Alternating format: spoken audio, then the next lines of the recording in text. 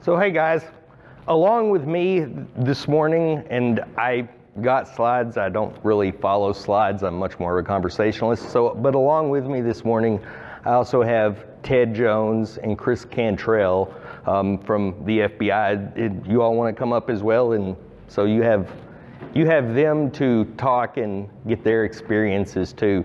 Ted was telling me, Ted's based out of the Louisville FBI branch. He was telling me that he's one of really 8 FBI agents in the state who are dedicated strictly to cyber events. Chris is in the Paducah FBI office. He said you've been here since 2020 or so in the Paducah area. They take in a number of these complaints that I assume then ultimately probably funnel up to Ted's office and to Louisville and to the other offices. A little bit about, what I'm going to talk is just some literal things that have happened to businesses in Western Kentucky that, I'm aware of. But by all means, I'll let these guys, chime in. They may have other stories or better stories than I can tell you. But this stuff happens. It happens every day. We see it every day. We see businesses lose money every day. These are just a couple of the situations that we'll cover and that we'll talk about.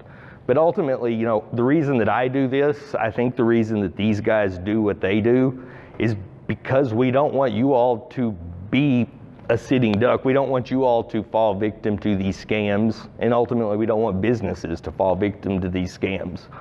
So me, and who am I, and why should I tell you about this?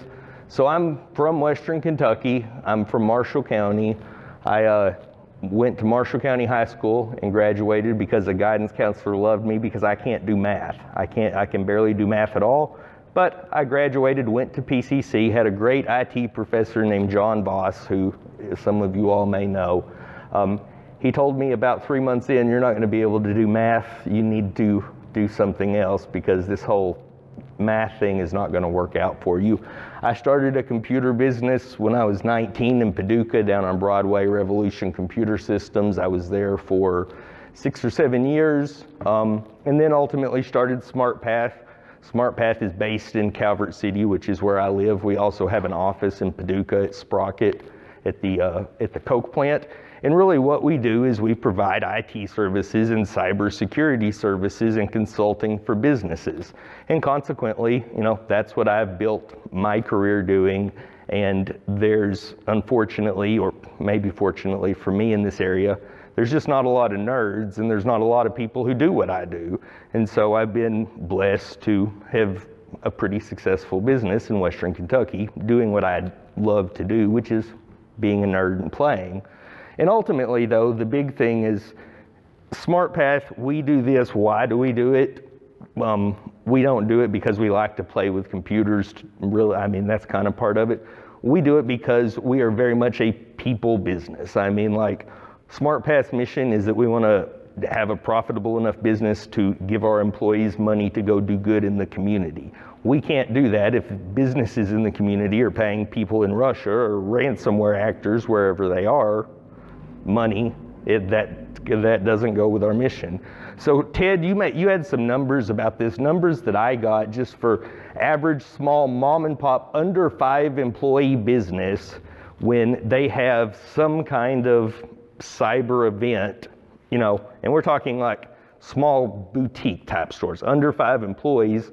2021 is where I got this. I think I got this from the Small Business Association, but that was the average cost of a cyber event. You were telling me earlier about more recent cost. Yeah, so I've got some numbers from our ic3.gov website. So I think one thing that usually when I get in front of audiences and talk and kind of stamp my feet on is whenever you're a victim of some sort of cyber attack, please report, because there's nothing the FBI can do if we don't know about it. So ic3.gov is the website where you're able to go online and report. And you can also, now that you've met myself and Chris, you can report it directly to us. If anybody wants contact info after this, I can get that to you. But in Kentucky, in 2022, there were a total of 4,256 cyber attack complaints. And again, he said there's 8 agents on our squad, and actually one of them just got promoted to supervisor, so we have a vacancy. So there's 7 agents that are responsible for all of those complaints. It's a very daunting task. So we do our best, but we still can only attack what we can actually handle. And the total loss of that in all of Kentucky was over $57 million. So that's up from $38 million in 2021. And I know a lot of people they've asked me over the past year with the war in Ukraine, what the impact was on ransomware. So those numbers, they did go down a little bit, but cybercrime on the whole has continued to skyrocket. Yeah, that's what we were just talking about before we came up here, was like in the past 2 years, how has the dynamics changed? And, that's what scams other than ransomware are taking the place of what a year or two ago ransomware was doing, whatever geopolitical reason that may be. So, one of the things that a lot of people say is like, I never hear about it. If you divide that up by the size of cities in Kentucky, the number, it has to have happened to somebody. You don't hear about it because people don't want to talk about it. I mean, it's embarrassing to talk about. It's not a common topic. It needs to be talked about and out in the open more than it is. But a lot of people, and we run into this a lot, I don't know how many cases that you end up seeing, they don't know that they even have a problem until they call us and say, hey, things just aren't working right. And they don't know that they've had a problem for 6 months before they called us, unfortunately. I don't know if you all see that or not.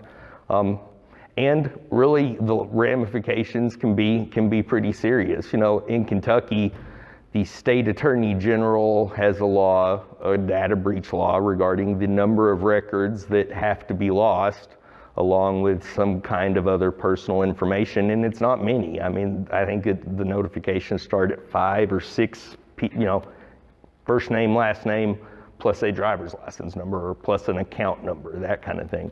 You get into notification, and so there's a lot of legal ramifications, which is why people also just don't bring it up. I mean, well, and I think, like I mentioned, a big issue is there's a lot of incidents we don't hear about until it is too late.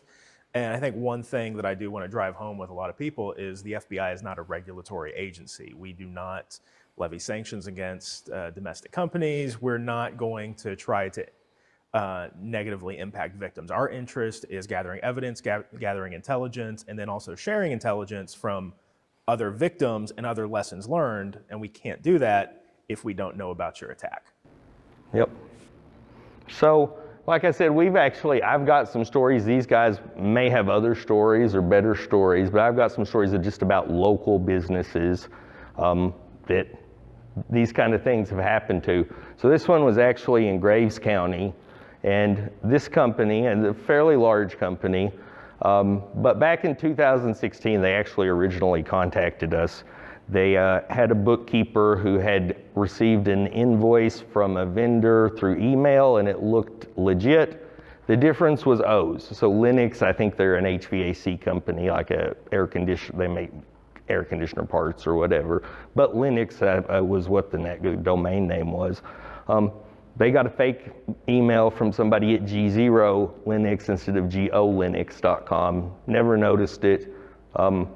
Actually, wired the money to the routing and account number that was specified, even though it was different.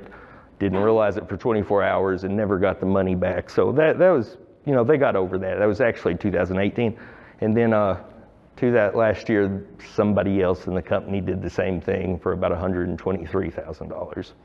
So consequently, all of their staff now go through email phish training, which means they, on a quarterly basis, actually send out phishing emails, see who is responding.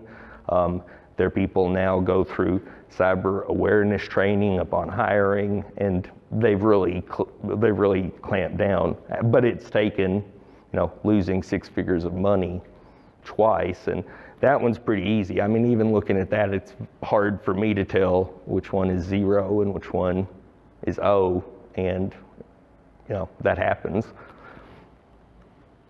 So one thing, this one was kind of a timeline that I have, because this is one thing that's important for you all to think through, of a local municipality, a local city it was a little east of us, although the same thing happened, I believe, right at the beginning of COVID in the city of Paducah. But they did get ransomware. You know, if you're not familiar what ransomware is somehow somebody goes to the website, whatever the case may be, files on your computer, as well as typically any like network drives that your computer is connected to, become encrypted. They tell you, hey, give us 10 Bitcoin or give us whatever you want, and we'll give you your data back. You know, the issue becomes, okay, so what do you do in that situation? Like, actually, what do you do? So, city, it happened in a municipality, like it was a city hall, didn't affect communication, didn't affect 911, police, anything like that. It did affect utility billing, it affected their HR and payroll systems, it affected email, all of their files, all of that kind of thing. Kentucky, municipalities and cities in Kentucky, there's an association called the Kentucky League of Cities. Kentucky League of Cities provides among many other services, they provide cyber insurance to cities and to water departments and to that kind of thing. So what happened is the ransomware struck 2 days before payroll. I think they did bi-weekly payroll, and 4 days before the cutoff of the cutoff time for water bills from the previous month. So that's actually when it happened. They realized it happened, got a hold of Kentucky League of Cities. It took about 48 hours for Kentucky League of Cities to get down here. So if you stop and think about the timeline, now when the people who are helping them get down here, it's already all the city employees' payday. So then if you put yourself in that position, do you handwrite checks to everybody? Do you delay payday? Like, what do? You may wait at least a day to get the Kentucky League of Cities down here and ask them, what do you do? No, that's acceptable. But then what do? You have water bill cutoff time, which means that that's typically the time that they're going to go around and read meters for the next month, so to send you your water bills. Do you all just not do cutoffs this month? Like, there's big decisions that you have to make, keeping in mind you don't have access to any email history, and you don't have access to your files. So Kentucky League of Cities does their thing. That takes to about day 5. They want to bring in a forensic investigator, and he gets here pretty quick. It's about day 6 or 7.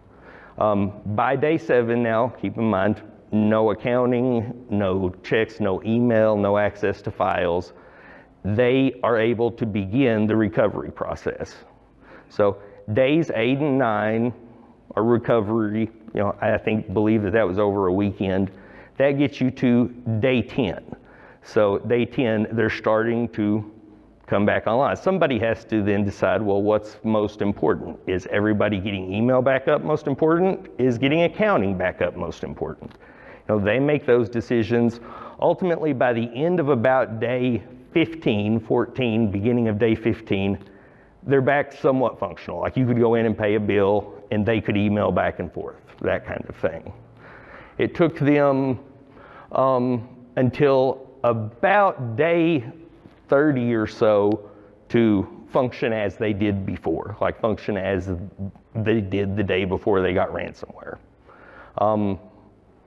If you stop and think about that in your business, like, can a business survive 14 days without transacting business? And there's a lot of businesses that I don't think can. And so, again, the only reason that I tell you this, and these guys may have more to add on to that, and like what you're looking at, if you do have cyber insurance and it happens and you file a claim and that kind of thing, a lot of people think it's a shield. But, the reason I tell you this is to make you stop and actually think about in your business, like, what would that look like? What would that response time look like? What would it look like if it took you 14 days to get back into email, that kind of thing? I mean, do you all see that that's, if somebody has a major, we'll say, ransomware incident, to get back totally functional, 30 days, 60 days?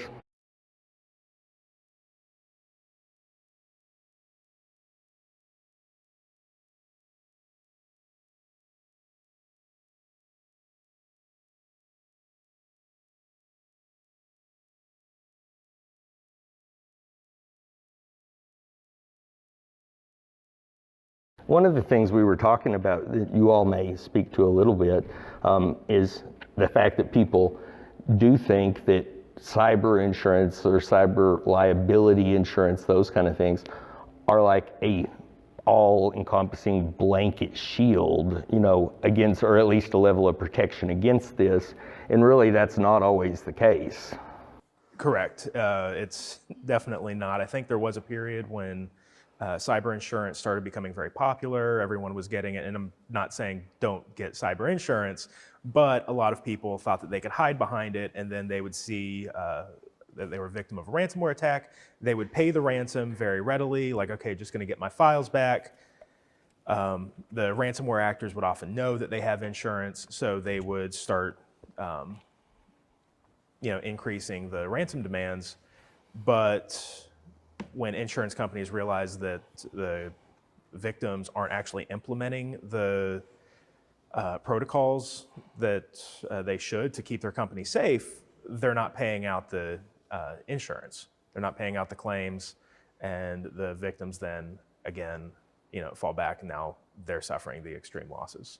Yeah, one of the things, like I said, our core meat and potatoes of the SmartPath business model, and we do it for businesses all day, every day, all over the country, but especially in Western Kentucky, is they pay us typically a flat fee, and we manage all of their technology as well as their technology strategy. And we are typically the ones who get these applications, the cyber applications, when they go to be filled out, because they don't know the answers to them, and they say, hey, I need to fill out this application.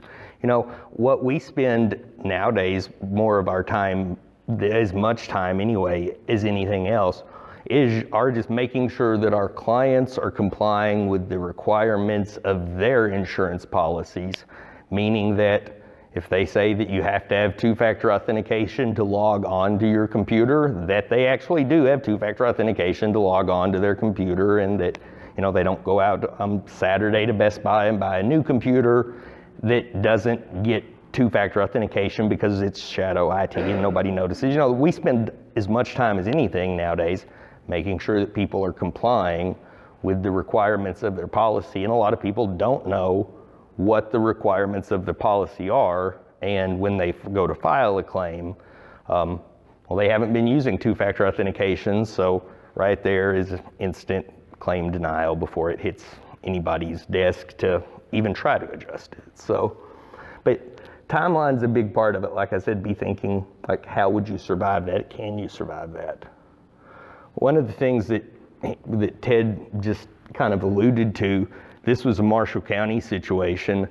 Business, I guess this was right before COVID, maybe early 2019, but business with 3 or 4 offices within 200 miles or so, but it's a machinery business. They got ransomware.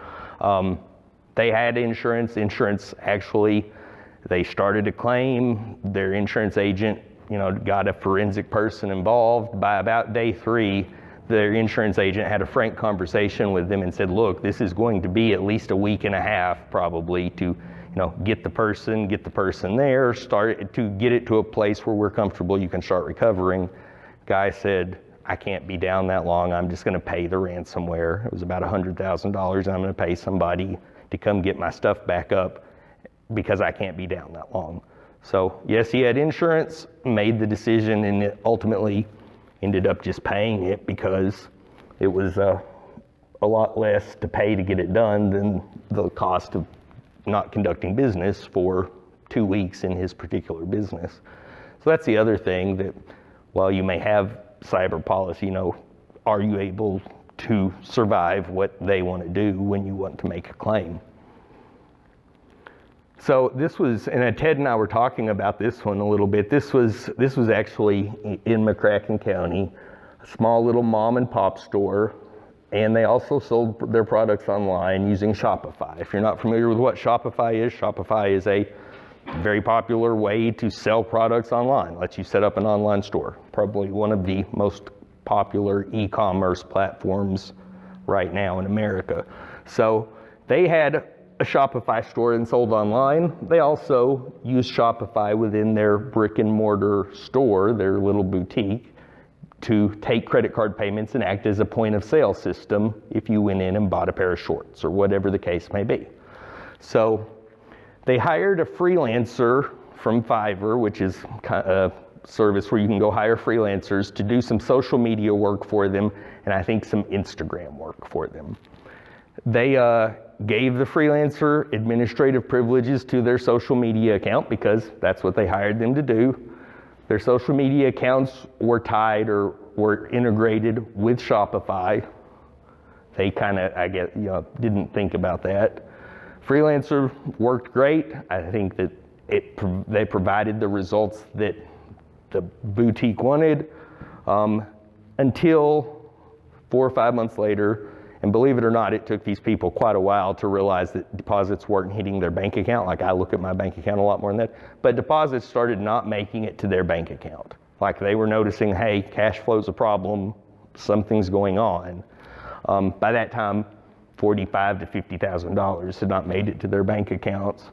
And ultimately, broke that down, and what we believe is Shopify, social media person or freelancer gained access to Shopify, changed where deposits were going for Shopify, and the way that Shopify handles deposits, they actually have a financial arm, and you have to work through that financial arm, and it becomes complicated. But you said you might be a little familiar with that one, but we see stuff like this in e-commerce type stuff all of the time. Do you all see a lot of that? Oh, yeah, definitely. I don't think there's really anything I can add Yeah. to that, but I will mention that with these type of losses, again, I'm just going to hound on the importance of reporting.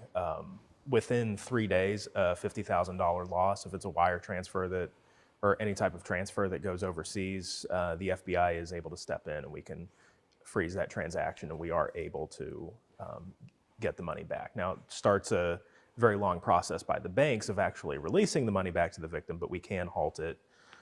If it's domestic transfers where it's like, JP Morgan to Wells Fargo, I think about $25,000 is where we'll be able to step in.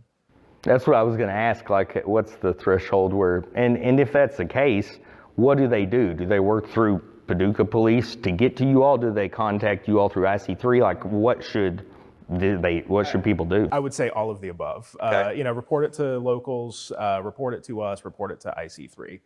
You can never over-report this stuff. So IC3 has actually improved over the last few years with a lot of scams like this and email compromises, where they'll actually initiate, we call it the kill chain, where we freeze the funds and are able to get them back. So cyber division at headquarters will be able to initiate that kill chain, but also, as another fail-safe, if you let me know personally, or someone on our squad, if you let Chris know, we're also able to initiate that process. And then if you contact Paducah police, they can also work to get in touch with us quickly also.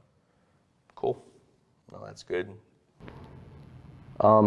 This one wasn't so much a scam. This one was an employee situation, but the reason that I included it, and I don't know if you all, this is your experience too. If people ask us, like, what's the number one cause of the businesses that come to you with a problem, I say this very lovingly and a half tongue-in-cheek, but the problem is the employee. It's somebody has done something or not done something that they should have. Now, don't get me wrong, I do things every day and probably am going to roll through a stop sign, whatever the case, that I shouldn't do. I realize that, but ultimately at the end of the day, I'm the one who causes an accident if I do that. The employees are really, honestly, people are the biggest problem. Maybe it's not employees, maybe it's whatever the case may be, freelancers or outsiders, but people are the biggest problem. But this was a local business. This was actually in Crittenden County. I don't know if you all are familiar with QuickBooks Online, but QuickBooks Online is an accounting package. It's very, very common. And they had a long-time bookkeeper who they've been there 10 or 12 years, who they trusted completely. Ultimately, what situation ended up happening is bookkeeper had two QuickBooks Online companies for the same company, and was running two sets of books. there was a set of books that the owners saw and everybody else in the company saw when they logged in.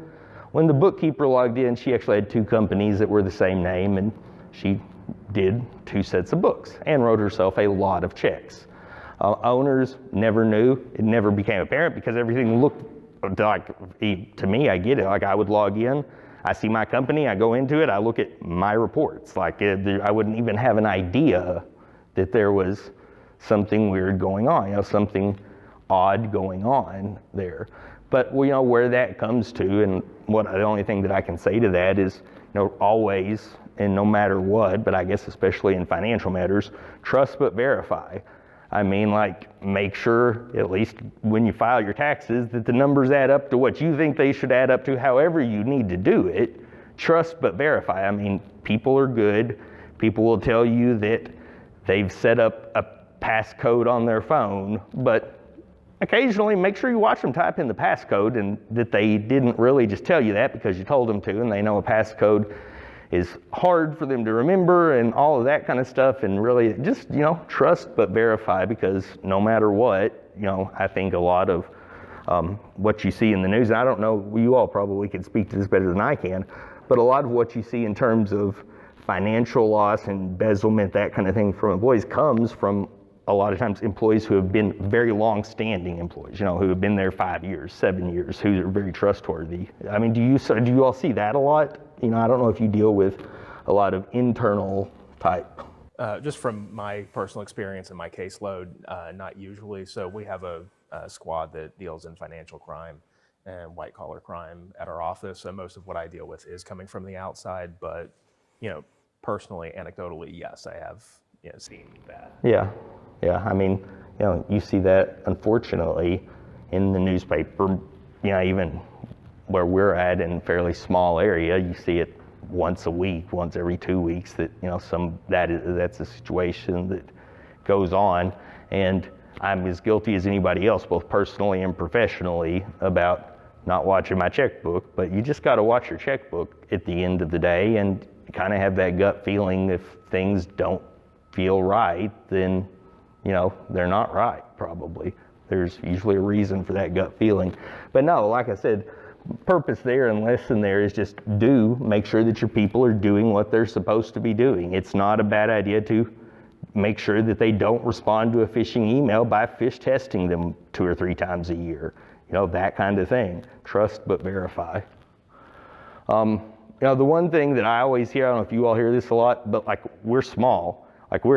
We don't have anything anybody would want. We're such a small company, there's nothing that anybody could get, and do you all hear that a lot? We didn't think that we would. I think people have been learning a little bit that, there's a certain, I've heard it described as a poverty line with cybersecurity, where actors are really targeting people below that line. It's not saying they're not trying and they can't get access to the Googles, to, JP Morgan, not saying that they can't, but their attempts are much less likely. So a lot of mom and pop companies that they can hit for $5,000, $10,000, you build that number up and it starts to get very, very big. And, that's how they're able to make their money. So going after small companies, and also the tactics that they're using, they're not necessarily saying, do I want to go for XYZ company in Paducah? They're not just like, yes, that's the company I want to go for. They've got their feelers out all over the internet trying to see what networks are open. And it's not until they're already in your network that they know who you are. And then that's when they get access to your financials. They can start doing their own reconnaissance and figuring out what they want to do with you. Yeah. There's a great website, and again, this gets a little bit nerdy, but I will always be happy at any time. Give me a call to show you all. There's a great website called Shodan. It's SHODAN.io, and you can go there and you search by city :Paducah, and you'll see that there's 6,983. Last time I looked, I don't know, but somewhere in that neighborhood, of just vulnerable devices in the city of Paducah. Now some of them may not be vulnerable. It may be as somebody's webcam that they had temporarily hooked up outside their window for a parade or whatever. But no, there's a lot, and it's strange to me. I could pull up right now and show you all. There's at least 3 or 4 gas stations in Paducah that I can show you all how much gas is in their tanks, like under the ground at any time, just because just don't have it secured, and it's out there on the internet, and you go find it on Shodan. Like, it'll show you how much unleaded they have underground, what the temperature of it is. There's all kinds of control systems, which get scary, that are connected online, PLC type control systems that run, we'll say, a manufacturing product line. They're connected probably because somebody wants to watch a dashboard at home. And the easiest thing to do is install VNC or some free little viewer on it and connect it, and suddenly, we see that kind of thing quite a bit. But yeah, no, I mean, I think that low-hanging fruit, he's exactly right. If it's a whole lot easier to get me for $10,000 than it is to get Mercy Health for $350,000, they just get 35 me's because I'm easy. That's kind of the way that I think that works. That's it. Your low-hanging fruit, laws. So, laws regarding, and you all may be able to speak to this, I don't know, but laws regarding business bank accounts actually aren't as strong in terms of, and it's been my experience as well, that, if I have a problem on a personal account, like fraudulent charges, it's a whole lot easier for me to get those reversed than it is becoming on business accounts to get those reversed. I don't know what the case or cause of that is, but banks want to quit. I guess banks got tired of paying the fee so much that they're just not putting up with that anymore. And then, the other thing is, again, small businesses are typically the ones that either don't know how, don't think they can afford, although that's a total misnomer, what they need to do, that they need to have two-factor, and why they need to have two-factor on every account and on their computer when they log in. And is two-factor the greatest thing that's immutable in the world and will fix everything? No, not at all, but it's a whole lot better than 1Password. There is a reason that you don't use the same password at Amazon that you use at eBay, even though I know everybody does that. And I could take your email address right now and probably prove that a lot of you all do that. But there's change one letter, change one number, because what happens is, and you all may be able to explain this a little better than me, but you go to Marriott to rent a hotel room, and you sign up and you have to log into Marriott.com to do so. 3 weeks later, Marriott's website gets hacked.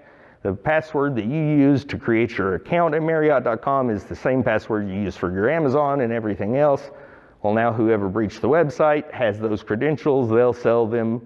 Somebody's going to buy them for pennies and use an automated script and try them against the top 300 websites on the internet. And they're going to find a match when they get into your Amazon account that then has your credit card number stored on it. That's how that's in a quick nutshell. I mean, a summary, is that accurate? That's pretty much it. So if, there is a breach to someone like Marriott or Target, where if they're able to get an email and a password that's associated with that account, well, they've got your email, they have a password, which is for most of us probably the same. And if they can get into your email, then they can see who you're receiving email from. So now they can get Facebook, they can get Instagram, they can get your banks, eBay, Amazon, everything. Yes, sir. All right, I hear what you're saying. It is a pain in the butt to have a different password for every website. God, it is. What is your suggestion for a best practice a way to keep those passwords, if I need to log back into, say, Paramount Plus, I can do that. So what I'll generally do is so passphrase, not so much a password. So when hackers are trying to attack an account, they can get certain information from you. If they know something about your birthday, they can try plugging in numbers like that. But generally, they know what the most common passwords are across the internet. That's well published. It's usually password 1, 2, 3, 4, 5, something like that. And but then if those easy passwords don't work, they'll just use a brute force attack where it's just A, B. And they'll just do that until they crack your password. So something that is, some sort of phrase that it doesn't have to be very complicated, but just Can have something spaces really, in it. People forget that your password can be 2 words and have spaces. yeah. But something right, that, but not so much, that's Yeah. coming up with a creative password, but, all right, can I just have like notes on my iPhone of passwords? so that feels like a almost trick question. So, But it's real world. yeah. No, officially, that's one thing that sounds like probably, I want to say no, but realistically, so on your iPhone, which is a very secure device, you would most likely be safe with that, especially if you're able to lock it with your password. And then if you also have your iCloud encrypted, if you've enabled their advanced security that they What deployed about in Google December. Docs? What's that? Will that do the same thing on Google Docs? On Google Docs, Yeah. I don't know that I would feel as comfortable on Google Docs as I would for sure my iPhone. And people look at me like I have a third eye when I tell them this. At this point in the stage, a notebook and a notepad and a pen and paper that you keep at home is a great place to keep your password. I mean, it's much less likely somebody's going to break into your house, open that desk drawer, and get out that red notebook that has your passwords wrote in it than they are going to try to find it because you have an account at Marriott. Yeah, and then generally also what I'll do is if you've got one long passphrase and then for each account that you want to try to keep secure, have something that can call back to that website. So okay, it's this phrase, and then something that can call back where you're like, I know I'm logging into Google. I have whatever trick you can create for yourself that this is my Gmail account, this is my Facebook account, but also like password loggers. So with Apple, since you brought that up, their keychain, which will save passwords and can even create complicated passwords, those work. Now you have the issue of the password you use to connect to that is potentially vulnerable, but if that is one password that write that down, put it in a safe, it's not used or reused anywhere else on the internet, then that is a good bet. Now it's a single point of failure, but it can be, if you keep it safe, it can be a very effective method. Yeah. Now, like I said, we use phrases like spaces in them all the time. Like a password can be, I like the movie space or whatever, it can be whatever. The one thing too that we see a lot to always watch out for is if you've been the victim of a compromise, and what we see traditionally at SmartPath is somebody got an email that looks like a Microsoft 365 email, but it's not, but it looks very realistic. They click on it, they get to a sign-in screen, they enter their credentials. It's not a legit sign-in screen, and now they've given somebody their 365 credentials. We see that a lot. But if your email ever gets compromised or somebody gets into your email account, the first thing that we look for is, have they set up a forwarder? Have they set up something so that every email that you get is getting forwarded to another address? Because that's very common as to what we see, because then it's very easy for them to go to Amazon, do a password reset request, it come to your email, all of your emails being forwarded to Mumbai or wherever. He's got the Amazon password request and got it out of your inbox before you had the opportunity to notice it. So that, if you think you have been breached, then we have a process, we'll help you, but the first thing to do is check and see, are there any did they set up your email to be forwarded anywhere? Did they do anything that, to maintain control of your account? And we see that all the time. That's the first thing we do. This is it, I think. Just because you aren't worried that your information is being stolen, like we have a lot of people who tell us, I just don't have anything that would matter if somebody got it. And that's okay, maybe you don't. Do the information that you have about your customers or what your customers use, their part numbers, their order history, they probably don't want it gone. So if nothing else, you need to be a good steward to your customers and keep their information safe. Take the Chamber of Commerce.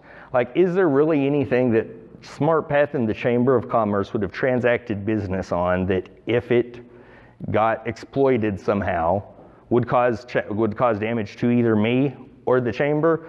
Probably, honestly, not. I mean, actually, we handle IT for the Chamber, so that may not be the case, but it's not going to be that big of an issue.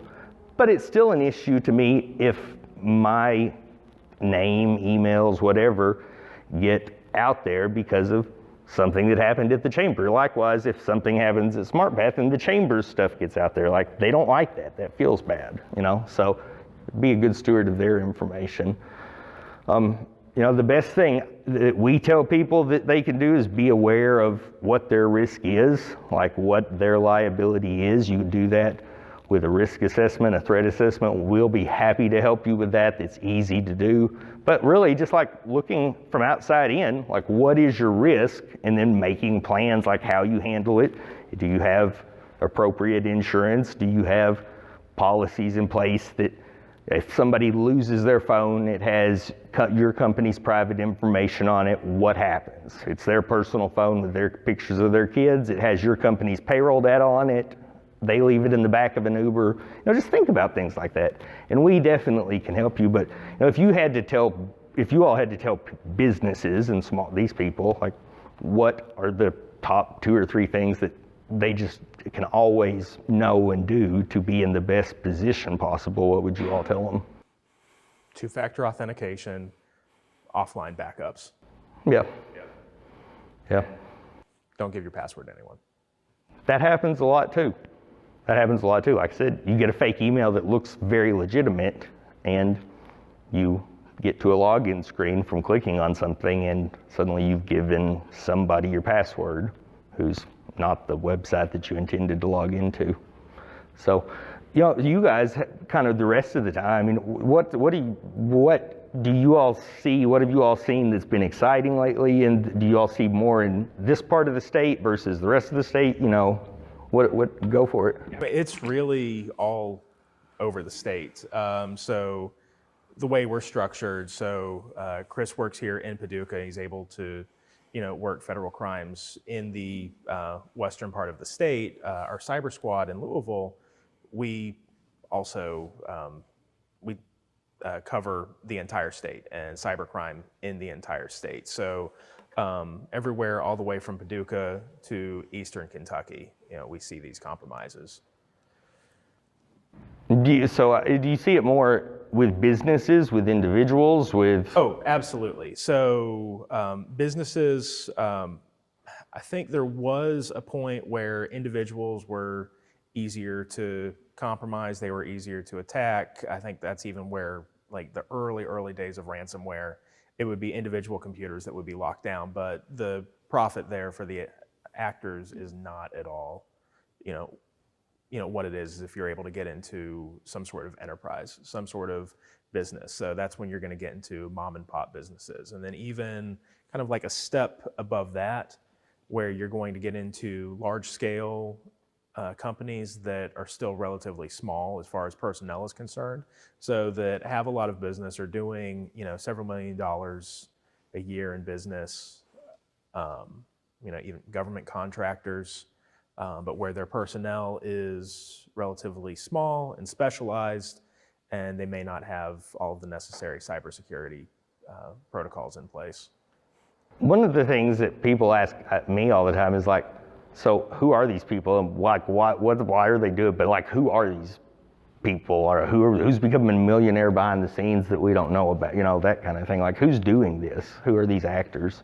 So, by and large, I think most people at this point kind of know they're going to be overseas. Now, there are people locally in the United States that are doing a lot of this activity, but mostly it's scammers overseas. Eastern Europe, Nigeria, India, Southeast Asia. We're seeing a lot of activity from China now. They are doing something we call pig butchering, where they'll, it's a very gruesome sounding name, but they'll create a fake cryptocurrency exchange. This will be an example. I don't know if any of you guys have ever gotten any spam text messages where, you know, somebody's trying to, you know, make friends with you and tell you like, hey, if you invest cryptocurrency, I can help you out. So they'll get you to go to a fake cryptocurrency exchange, you send some money, and then when you decide, ooh, I don't really like this anymore, I want to cash out, they tell you that you've got to pay taxes, fees, whatever, to them first before you do. So like it's called pig butchering because they fatten you up, and then they slaughter you, and they just take your money, they shut the exchange down. So that's a lot of. I'm anxious to see other names now. What else? What else do we have? What else is? So the business email compromises are always popular. They're always consistent because, again, trying to hack someone or trying to hack an account is hard. Guessing passwords is hard. Trying to convince someone that you're their business partner and you change your bank account, that's easy. But yeah, the way we've seen a lot of this evolving over the past 5 to 10 years is you would have small groups of actors that, so again, with ransomware, for example, they would develop the ransomware. They would find the victim. They would hack the victim. They would deploy the ransomware. They would negotiate with the victim. So you'd have like a team of 2 people that is trying to manage this entire operation. And we've moved to a point now where it's a giant enterprise of affiliates. So you'll have one or a few managers of, again, using ransomware as an example, one manager that's overseeing the ransomware. And then you'll have another group of people that will like buy a license to that ransomware, and then they'll deploy it to victims. And they'll usually use people that we call access brokers, who all they're doing is they're just trolling the internet. They're just looking for vulnerable networks. They'll get some credentials somewhere, and then they'll be able to go back to the other ransomware affiliates saying, hey, I've got these accounts for this company, this company, this company. For $10, $100, I'll give you, access to so many accounts. So with that model, it honestly makes it much harder for law enforcement to try to track exactly who is doing what activity. So, yep. People are starting to see the banks use or implement AI more often, or they've been doing that for some time. Let's think of like the ChatGPT, where they're trying to mimic someone's genuine email language. Makes it a lot easier. Yes. Makes it a lot easier. Yeah. So I'm saying yes to makes it a lot easier. So I have not seen that. I think that your assumption that that's where it's going is probably accurate. I think we will start to see that. Generally, law enforcement is trying to play catch up to the bad guys, and then once we do catch up, then they evolve again. But I think it's a very safe assumption that that's the direction we're going to go in toward too. And then I think this isn't about AI, this whole talk right here, but then we can also have a conversation about what can law enforcement do to also leverage artificial intelligence to also stay ahead of the bad guys. So I think that's something we can definitely expect to see, and that will make safe practices much, much more important, because now the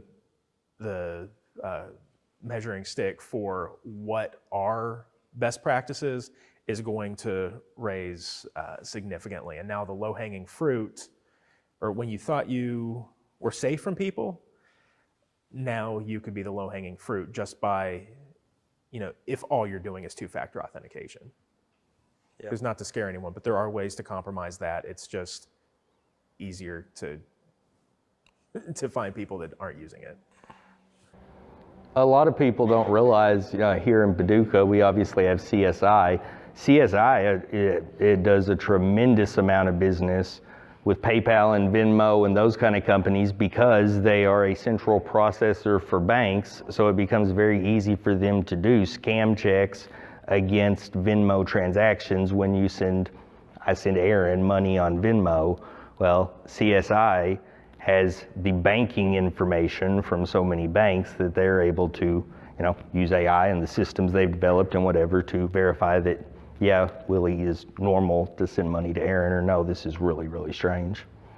So Chris, one like you, and maybe not cyber related, but since you've been in Paducah, What do you see that maybe these with people don't see sometimes? Sure. Yeah, good morning. We as the FBI, we've been here for a couple of years now. And I think since COVID, obviously the amount of time that people are spending on their phones at home on their computers has drastically increased. And so the scams have increased, the likelihood of those attacks, have increased. And so the reporting and the frequency at which we receive those has also gone up as well. And so now, being here in Paducah, I would say I probably spend about a quarter of my week answering phone calls and emails about either scams where loved ones were scammed out of money and they've sent their life savings and everything that they've had in their 401ks to some contractor who they fell in love with that lives on an oil rig, or somebody that is a general in the Army that they think that they met online, and so they've now sent $100,000 somewhere else. But we also get a lot of the business intake calls as well from businesses in the area, and I've seen as high as $200,000 here in Paducah that unfortunately local businesses have been out of that that money. And my father was a small business owner, and so I saw how hard that was. So I went for a government job where I had a guaranteed paycheck, and so I definitely understand the small business owners' life and how hard it is. And like he was saying, day to day and week to week, how much money can that business, how much operating funds does that business have when these things happen? And so being proactive in these things is important. And so to answer a couple questions that have come up, and like one with the password manager stuff, I think there's a lot of password managers out there, not to promote any one over another, but you can increase or decrease the amount of characters in your passwords and save hundreds of passwords for every single password that you have. And you could probably do that with businesses. That's what I do for myself on my phone, and all my passwords, whether it be Paramount Plus or Instagram or Amazon. And so also another thing I'd like to drive home is, as far as, I think there was a question, is recognizing these attacks. So if you have a small business, and typically what I see is you have the vendors that the businesses deal with, whether it's somebody that supplies metal or somebody that supplies some kind of product to the company that the company here in Paducah uses. When they send their invoices to the company, they immediately, like he's saying, part of the way to recognize these scams is that you can recognize the fact that they're asking you to change your accounts, changing your routing numbers, sending it to a different account. And so whoever in your company is paying the bills for your company, get with them and train them to recognize that when these emails come in from the vendors, they're saying, hey, we've randomly changed our accounting numbers with Wells Fargo or whoever's receiving the funds.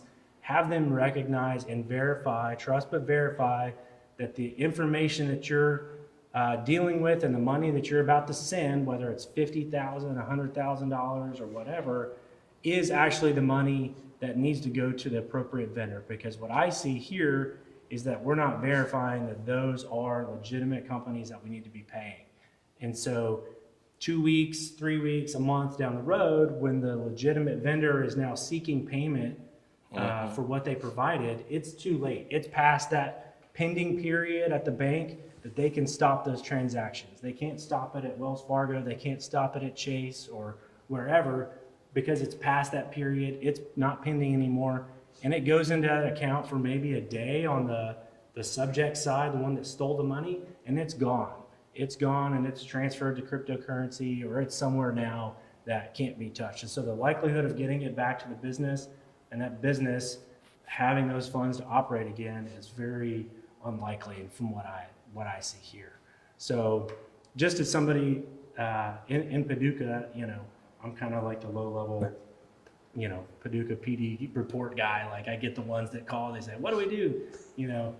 Those would be my immediate suggestions as to some of the things that we see, because it can go to IC3 or it can go to Paducah PD or the sheriff's department, and it'll get to us. But a lot of times by the time it gets to us, it's too late. And so ic3.gov, which I think he mentioned is a really good website to report it, but cover all your bases and report it amongst, as many places that you can, and be proactive about it. So I guess one thing is like for the business owners, like how do they get you? Like when do they need to get you, I guess, and how do they get you if they need to? Yeah. Is it through IC3? Is it through? Yeah, anybody can call the Louisville field office and just Google the FBI there. I mean, we're here local in town, you can find us. And like I said, I have about 2 times a week that somebody comes and knocks on the door or calls us. They physically find They you. physically find us, which is good for them. Not good for The you. frequency Not at good which for you. They come in is high now.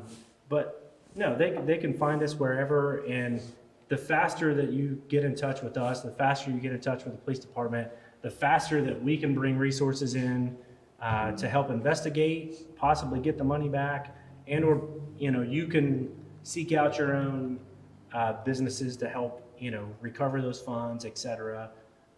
But yeah, the faster it's reported, the more involved that we can get to help get everything back to operational status. Yeah.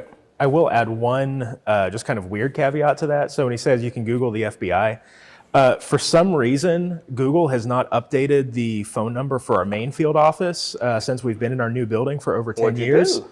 But if you go to FBI.gov, you can do field office searches and you can find the main line for the Louisville field office. But again, also if you're able to get in touch with Chris at the Paducah RA, the resident agency, then that's just as good.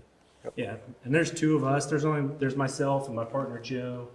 We've been here for a couple of years now, but we cover the western 9 counties in Kentucky. Although we communicate with everybody else, we're personally responsible for the western 9 counties, all of the businesses, all of the violations. We don't have a specialty like Ted does. We cover public corruption, violent crime,